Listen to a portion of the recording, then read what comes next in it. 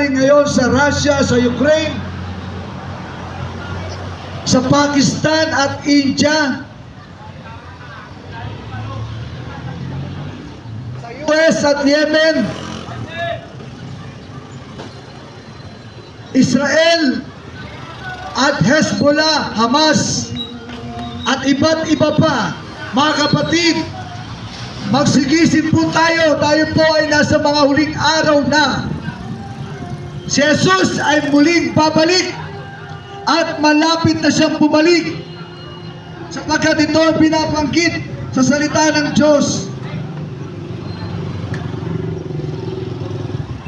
Magkakaroon for nation sa rise against nation and kingdom against kingdom, and there shall be famine.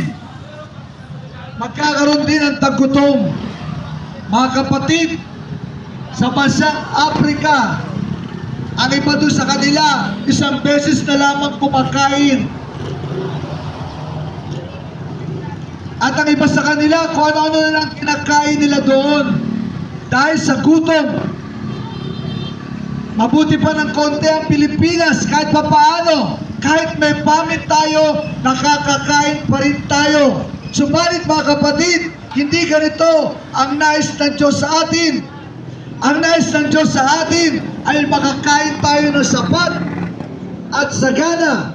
Subalit, dahil sa katigasan ng ating mga ulo, dahil sa ating mga kasalanan, dahil sa pinapaliwala natin si Jesus sa buhay natin, kaya ang Ama walang choice kundi padala ang mga ito bilang judgment sa atin at bilang tanda na si Jesus ay malapit na ring bumalik sa lupa.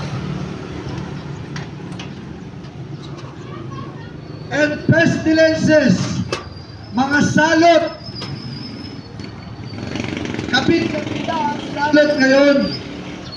Buti na lang nalagpasan natin ang COVID, subalit meron pang iba na susunod. At sa China, meron na silang nararanasan.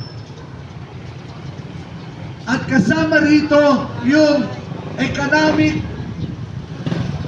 breakdown sa buong mundo.